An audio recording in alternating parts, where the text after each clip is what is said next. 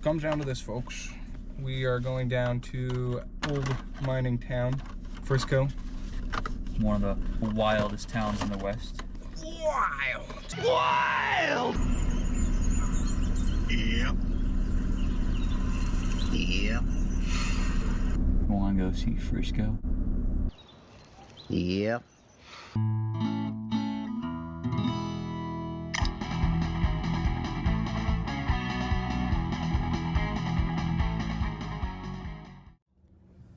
Frisco?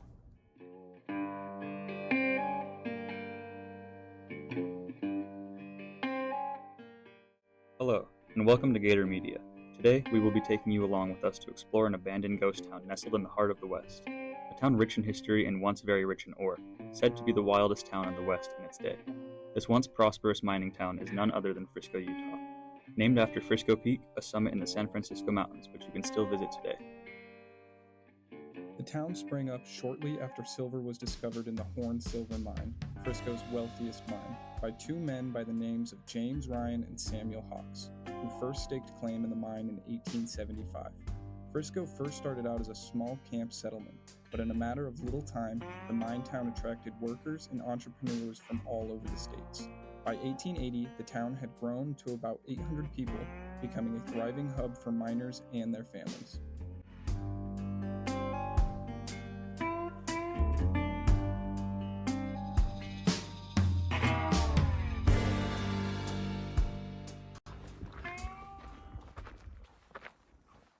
It's 5 kilns. Trade offer. You get a lawless city with daily murder, but you also get 5 kilns. Get your 5 kilns today! Put this in.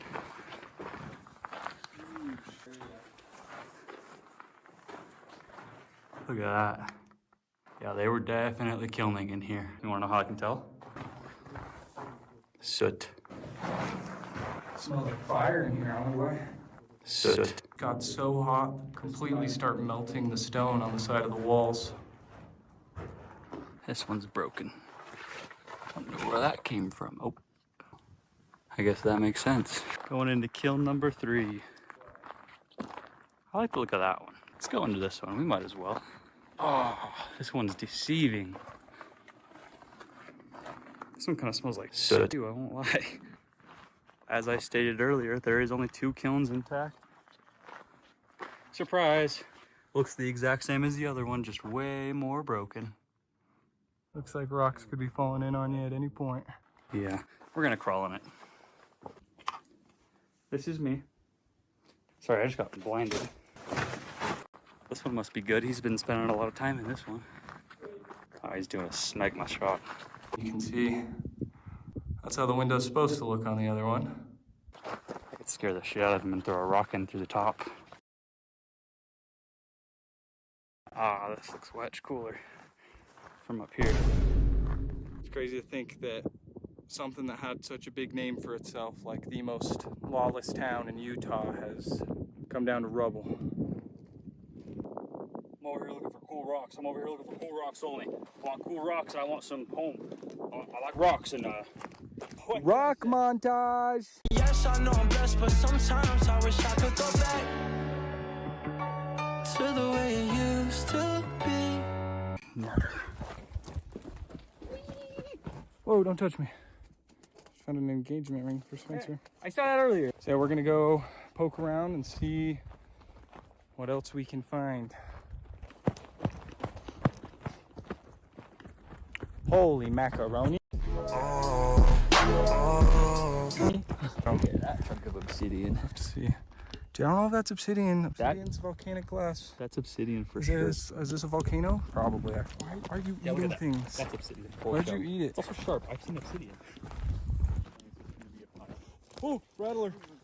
Damn.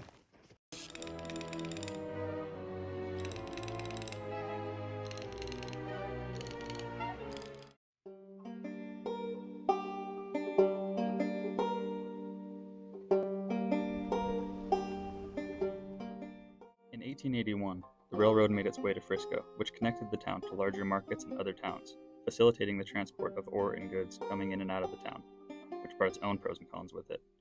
With the town's newfound growth, they now had multiple mines, 23 saloons, restaurants, a cemetery, churches, brothels, stores and shops, a hospital, 5 charcoal kilns, and even more homes and businesses. Frisco was becoming well known on the Western Front. By 1885, the once tiny camp now housed over 6,000 people, and with the population rising, the crime rate would rise with it. It's said that the town had become so wild, lawless, and out of control that murder and robbery had become a daily occurrence, leading to the Boot Hill Cemetery filling up quickly. One day, a lawman from Pioche, Nevada, known as Marshal Pearson, came to Frisco as their new marshal, and he noticed just how ungoverned and disorderly the town was. Pearson felt time would be wasted if he were to arrest or take any of these outlaws before a judge, so he gave them 2 options: leave Frisco and don't come back, or be killed on the spot. By the end of Pearson's first night as marshal, he shot and killed 6 men that did not appreciate the options he had given them. So after doing a little bit more driving, managed to find the mines and the buildings. We got rained on a little bit. Got pretty windy for a minute. It did get really windy for a second. Metal floating around. Ooh, big snake. I see him now. Looks like he's non-venomous, which is nice. Walking up on, looks like our first little building, or what was a building. Somebody's house. Just one big square. Slightly more intact building. I lived here once. That's where Spencer lives. That kind of looks like it could have been a stove. It's got nice little decorative metal on it. I'm really excited about going up to there, but it looks very promising. Some wood beams that are laying down here. We're wondering if it's a mine entrance or not. It's a pit. Nothing special. Might have been to somebody at one point. You go in here and do whatever people did back then. Kill each other, I guess. This still stands. Oh, whoa! There's all this rubble down here in front of it. And you come back here and there's this tiny little door. It's a tiny ass door, dude. That's crazy. This is like the most put together room that we found today. It's got most of its roof even. See down inside of it. Pretty solid structure. It's the first full wooden one we've seen. Oh, it looks like he's got a giant pit on the outside. Oh, he does. Pit front property. It's free real estate. I don't think he'd mind if I took a look inside, do you? 2 bedrooms, no rugs. The fact that this place has stood here for as long as it has, It's free. over 100 years. Well, you gotta bring furniture, but the house is free. Looks like he had a little side shed. You turn around right here, he's got a whole little pit. It's a 2-bedroom house. It's free. It's got a pool in the back. I'm not carrying this around all day. It's for your house. Free real estate. I'll pee my pants. Yeah, let's do it. Yeah, this hasn't been as bad as I thought it was going to be. Not very treacherous. Besides the 2 snakes that we encountered. And me looking for rocks 24/7. Yeah, Spencer always on the lookout for rocks. To be looking for buildings, I'm looking for obsidian. Obsidian. That's pretty. I was talking about you, Sugar. I was talking about you. What the hell? All right, so we're going up to this building now. And I feel like these dudes were living life because they got crazy views. Wouldn't be a bad spot to live if you didn't have almost 100% chance of dying. Like, I don't know what this building was, but almost every wall was kind of lined with sheet metal, it looks like. I think this was kind of like a storage room or something. They got Maybe some a shelves pantry. down there, and yeah, that's what I was thinking. Everything is lined with sheet metal. Maybe it was like a hot room or something. This whole back room is covered in sheet metal. I wonder what they did back here. Yeah, I just want to check it out real quick. This is what it looks like from the top and the back. Oh, look, I got another concrete pit. Oh, that's a deep hole in here. Oh, wow. Oh boy, is that deep. We need a rock. 3, 2. Jesus. That's pretty far. All right, so we've pulled up to the next spot. This is a big ass cave. Just kidding, it's just a little cave. I'm seeing colors. This guy's seeing colors. Where are we? Temecula. Oh, is this the elevator? Oh, dude. Oh, so this is how we get down right here. It's like not even sitting on that piece. Not worth going down. That smells a little like The actual elevator. to get up and down, yeah. You get in it though. I want to go up there.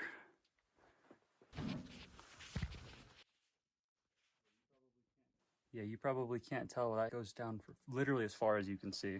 We need to do a rock test. 3, 2, 1.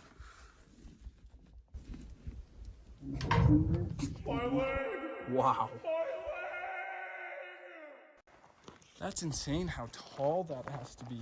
It's just to support like all the weight that gets pulled down onto it. There's a ladder right here, but it's cut off a little bit. I would love to go up there. I'd rather go up there than down there. Wouldn't you? I'm a caveman myself. There's this little red barn. Surprise, you walk inside, there's no walls. Would it be stupid to walk along it? It would be stupid to walk along it. What if there's some silver in there?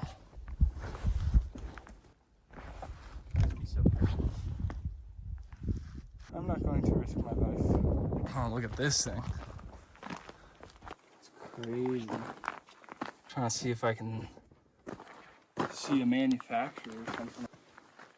Patented, here's the number. Oh my god, I can't say that. Patented. Decontaminate. What are you even trying to say? Patent number. The West Coast, San Diego, Cal. I'm pretty sure that's just a place.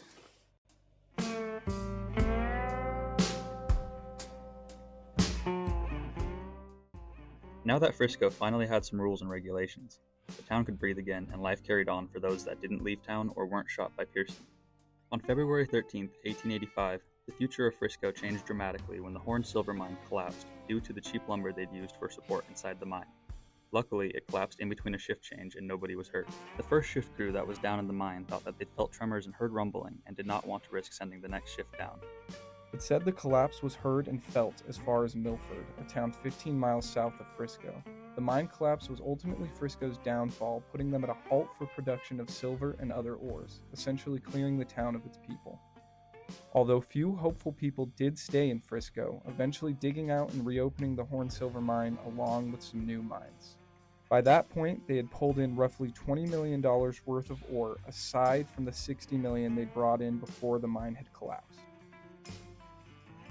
After the Horn Silver Mine collapsed, the town's population continued to decrease more and more as the mine started drying up, becoming completely dried out by 1913. By 1920, the short-lived but impactful town of Frisco was completely abandoned. In the 50 years Frisco was active, it is said that during a large part of its lifetime, the Horn Silver Mine gave the United States more than half of its total silver production.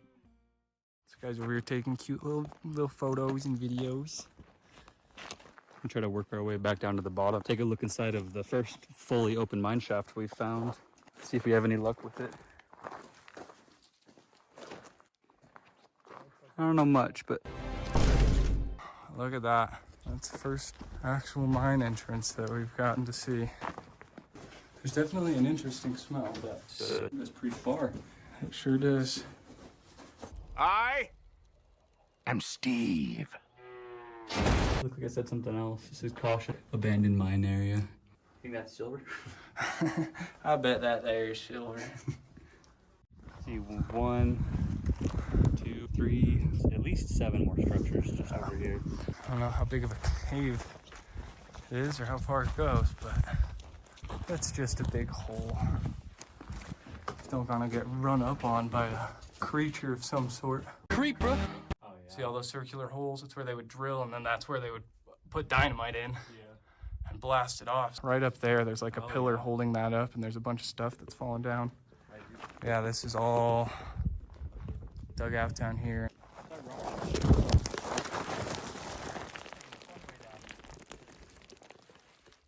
You okay? Just all pieces that they've blasted through. Oh my god! What the fuck was that? Big ass bird. It was huge, dude. That thing was fucking massive. Jesus. It just flew out of there. Show the viewers. So is that bird's nest. What a shitty nest. For a bird, though, that's pretty big, dude. Pretty goated. Well, yeah, his bed rocks. Maybe it's just his side place. It's a side chick's house. There's more openings and caves everywhere. This guy's really lavish. It's a little cave in itself. So neat.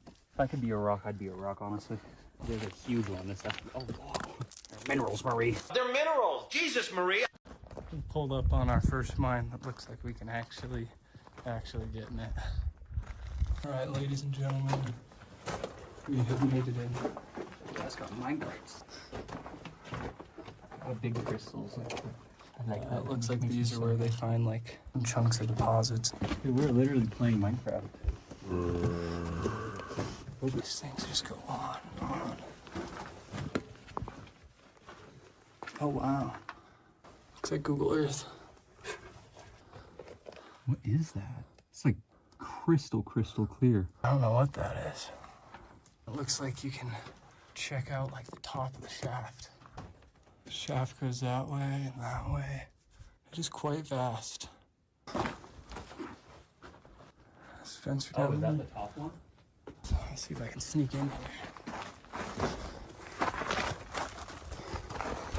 Wow, look how pretty this is. We are out here. Okay. Get back on in. Look at like the shininess and roundness of that. That's something. It has to be. I want to get it. Oh, I want to get it. Don't you have a multi-tool? Spencer and Cayman go mining. Like actually though. Pearl, dude, that's fucking looks nuts. Oh, you broke it. I'm gonna make Spencer face his fears. Down there, a flashlight. Oh yeah. Look at him without a light. It goes down more that way. It goes down even more that way. Really cold down here. And this part's collapsed, but there's more rooms down there. So we just came out of this mine. Cayman's phone died. The GoPro died. My phone's at 5%. There's so much more to look at. We've just standing here, we can see like 6 different caves and different mines. We will be back.